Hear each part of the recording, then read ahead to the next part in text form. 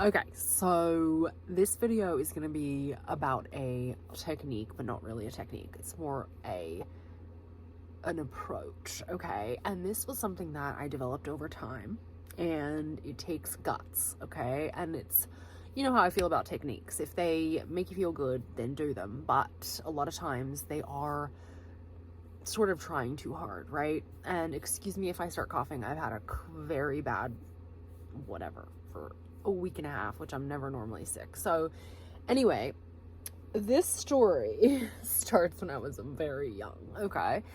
And I'm gonna take you through the first time I started doing this. I was just calling it the brazen approach. Like you're acting in a brazen way, right? And there is a thing called brazen impudence, or brazen impudence, which means in Neville's books, it really means just choosing whatever you want to be, whoever you want to be, and being it without any care what's going on around you, right?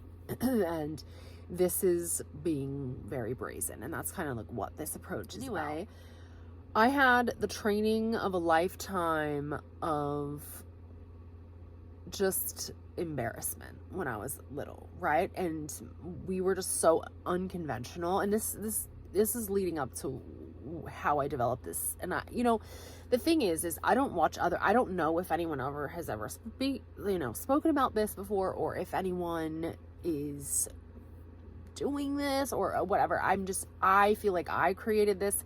I've been doing this for a long time. I made it up in my mind, right? And I don't know, there might be something similar out there, but I don't watch other videos, so I don't know.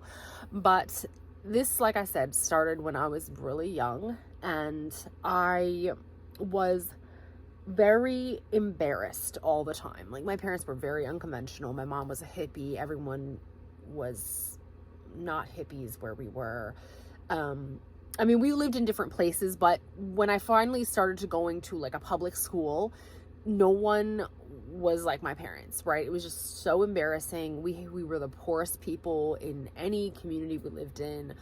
And to give you an idea, here's a great story. We had a car, which my mom paid $200 for. I remember her handing over the money because it was a lot of money for us, right? We were actually really poor. And, we literally had no bathroom inside of our house. We had an outhouse for a bathroom, like a camping style bathroom. Do you know what an outhouse is? It means no running water, right? So that's literally was our first house. So just to give you an idea, it's not like white collar poor. It's like 5 steps under that, or maybe more, right? So anyway, our first car was the loudest. Like, you could hear it. This car, I don't remember what brand it was, but it was, what type of car it was, but you could hear it for 4 blocks. Like, you could hear us coming, right? It was the loudest, craziest car. I was always embarrassed, I was never allowed to get the vaccines. Like, there was so many things that were just weird about me, right? So eventually I just got so fed up with being embarrassed all the time that I decided when I was like 14 or 15 that I would never be embarrassed again. Like, I didn't care what I did. I didn't care who I was with. I didn't care who was watching me. I just was going to live out loud and not care. And I kind of there was certain stages in my life where I kind of went back and forth about this, because, you kind of you feel bad about yourself sometimes when something happens to you, or, anyway, it's just part of life. But at this point I had decided, right, and I've gone back to this since then, but it's just like an ebb and a flow. But I basically decided that I was never going to be embarrassed ever again. And to sort of mark that jumping off point, we had just moved to New York at this point, and we were down in New York City. And I remember there was a casting call, and I was, 14 or 15. And there's a huge long line of all these girls, and I went up to the beginning of the line. I was like, okay, I'm not embarrassed. I don't care. I am the best. I don't get embarrassed, and I'm the best, right? So I went up into the line, beginning of the line, and the directors were there, and I should have been embarrassed or scared or whatever, but I wasn't. And I went up straight up to the directors, and I said, you guys, I'm not waiting online, but I'm the best. You're going to want to interview me right now because I'm with my family and I can't wait on that line. That's literally what I said to them. and they took me in right away. They like hurried me in. They interviewed my mom because they thought, oh my God, this is our star, right? This is literally what happened. My mom still tells this story to this day. They interviewed my mom because they thought, oh, this girl's definitely going to be on the show, right? And they interviewed my mom and they took me in, like right after I said that, right? There was like 3 directors, like they had a little chit chat and then they brought me in the back. And I remember dancing and singing and auditioning for this show, right? It's like going to be on, I don't know where, it's TV, I guess. But I made it. It was like off, it's like some channel that's weird, right? It wasn't like a TV show. It was like just like a, I don't know, one of those like whatever shows. And anyway, I did make it on the show. They were like, we know we're picking her. And I was like, I don't even really have to audition, but I'll just do it anyway, right? And that's how I felt. And that's really what I'm talking about. It's like the brazen approach. And I've used this approach so many times. Like even, you know, in my life as an adult, I would use it on job interviews, right? I would just go in there and be like, you guys don't even have to you don't have to have any other interviews. Like, I'm your girl. Let me show you, you know? And I would just like lay out the paperwork, and I would be wearing like my power suit, you know, things that would help me feel powerful. I would wear like the color red or, you know, purple or whatever I fancied at the time. But I would just literally walk in there and be like, all right, I'm your girl. Let's get on with it. Tell these people to go home. I'm it. And something about that sort of brazen attitude would always make it happen, you know? And it's like the way it worked, like I feel like the magic to this approach is that you don't really care about the 3D. You're just like, who cares? Like, I'll get a no, I'll get a yes. It doesn't matter. You know, it's almost the way I talk about reducing excess potential, right?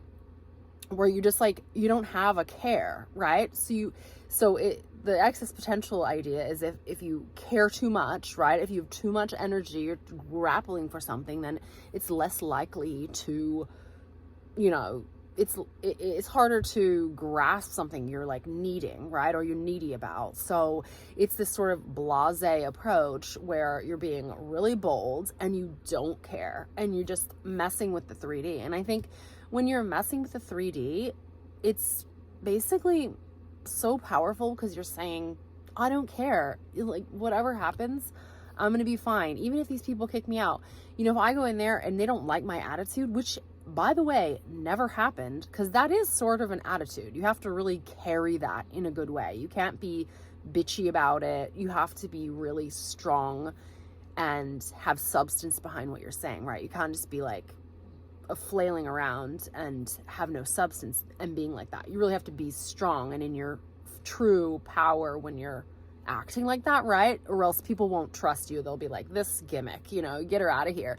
But you have to be like, here I am, here's the paperwork, I'm your girl, get rid of these guys, I'm in, you know? And I would do things like that, and people were always like taken aback, shocked, because, you know, they don't expect that from me, for one, because I'm kind of, you know, I'm a really nice person. I was just, you know, I feel like they just expect me to be doing the normal thing. But I just, that whole thing about being embarrassed my whole life sort of gave me this extra gumption to really, sorry, I thought I heard something, extra, you know, few pieces of just oomph to get me through just being like, I don't care, right? And just doing whatever. And I would even do that with, like, you know, SP situations. I remember saying, well, don't meet up with me unless you're ready to fall in love, you know, because game on, you know. Or I would just say, you know, I'd just be like, just brazen, right? Just say the most brazen stuff and don't care. You know, you can't like take it back later. The whole key is to really be in that energy, right? You can't just throw it out there and then be worried later, right? You have to throw it out there and be like, yeah, I said that, you know, man, I said that. That was me. That came from this trap, you know, like, just really be owning it and not be shy about it later, or like, oh, I should have said that, or oh man, I walked in there and just like, you know, they must have thought I was such a bitch, you know, or whatever. You have to really own that energy and just be in that energy and just be like, yeah, whatever. And so I've been hired on the spot so many times from doing that. And these were like little jobs, you know. In college I had a bunch of jobs where I was, you know, waitressing, or I was, you know, doing this weird tax filing thing, or, you know, I would just, and even after college, you know, more important jobs, even this job that I currently have, I was like, I'm your girl. You don't need to interview anybody else. Like, I'll be, you know, like, and I would show up and just, or I feel like I was like, I'll show up tomorrow and show you that I can do it. And I think it was like a couple days later, and they were like, yeah, come on in, you know, we'll give it a trial run. And then they were like, yeah, of course, you know, we don't need to hire anyone else, right? So just be bold. And if you don't want to do it, obviously don't do it, but it's a good trial, you know. It's a good thing to try out, to see how bold you can be, to see how much you can not care, you know. And you know, there is real magic in just not caring. And a lot of times, you know, the reason why I didn't actually make too many videos, I took a couple of my SP videos down, actually. I don't know if you guys noticed, but the one SP video that everyone always wanted me to make was about techniques and what did you do. And a lot of times the way I got SP was not caring. You know, a lot of the big things that I was going for, the way I got them was just honestly not caring, right? And so this is a way to sort of like push yourself into not caring in a kind of abrupt way, but it's a good test. Maybe try it on something that you don't care that much about, if that makes sense, you know, so you're not like shocking yourself, or you're not being too brazen where you want to retract everything you said. So anyway, I hope this is a fun video for you guys. I actually have been doing this for a really long time, and I don't use this approach all the time. It's just a fun thing to do if you feel inspired and you feel like using it. It really takes the excess potential out of things, because you just start having fun and you just start not caring, you know, and it's just a way to just be like, yeah, just act, you know. I mean, it's good to still be polite and still be nice, like I always am, but you know, you can kind of be goofy and tell people what you want from them, really, like straight up. You guys want me, I want you guys, we're a match and made in heaven, let's go, you know. Just kick these guys out. I mean, no, don't say rude stuff, but like, you know, get rid of these guys. I'm your girl, or I'm your man, you know. Anyway, all right, I love you guys. I'll see you in the next one. I'm going to talk about acceptance in the next video, because it's been coming up a lot and it's a really important topic. I'm going to talk about acceptance of the end and acceptance of what is as well, and how powerful that can be. Okay, so if you love this video, thumbs it up. If you love Neville and transformation in my unique perspective, stick around. I'd love to have you. I'm really impressed I didn't cough this video, because I've been sick for over a week, which I never get sick. But anyway, I'll see you soon, guys. Bye, guys.